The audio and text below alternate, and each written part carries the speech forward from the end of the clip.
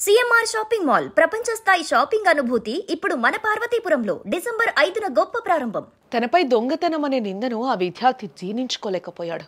పదే పదే నువ్వు తప్పు చేశావంటే తట్టుకోలేకపోయాడు. 10 మంది ముందు నువ్వు దొంగవి అంటే తల్లడిల్లిపోయాడు. అందుకే ఈ అవమాన భారం వద్దనుకుంటూ తను చాలించాడు.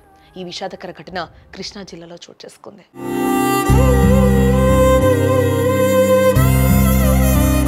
కృష్ణా జిల్లా పామరు శివారులోని ఎడదిప గ్రామానికి చెందిన రాజేష్ ధనలక్ష్మి దంపతులకు కుమారుడు కైలే యశ్వంత్ ఉన్నాడు.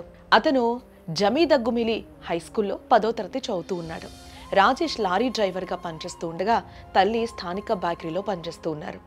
ఈ క్రమంలో నిన్న యశ్వంత్ రోడ్డు మీద ఉన్న ఒక కుక్కను తరిమేందుకు వెళ్లడం జరిగింది. ఆ క్రమంలో ఒకరి ఇంటి వైపుగా వెళ్లాడు. దీంతో సదరు ఇంటి వారు అతను తమ ఇంట్లో డబ్బులు దొంగలించాడని నిందలు వేయడం జరిగింది. 1500 రూపాయలు యశ్వంత్ దొంగలించాడని ఆరోపించారు. తమ ఇంట్లో ఏది పోయినా అందుకు అతనిదే బాధ్యత అని అనడంతో యశ్వంత్ మనోవేదనకు గురయ్యాడు. అయితే అతని తల్లిదండ్రులు డబ్బులను తిరిగి చెల్లిస్తామన్నా కూడా సదరు ఇంటి వారు మాట వినలేదు. సూటిపోటి మాటలతో నిందలు వేయటంతో ఆ మాటలు బాలుడి మనసును కలిచివేశాయి. వారి బెదిరింపులను భరించలేక మానసిక ఒత్తిడికి గురయ్యాడు యశ్వంత్.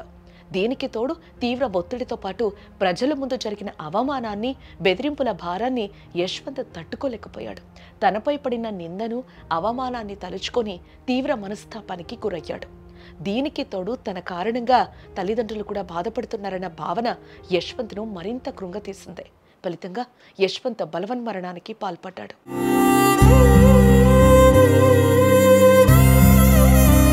అయితే కుమారుడి మరణ వార్త విని తల్లిదండ్రులు తీవ్రంగా తల్లడిల్లారు.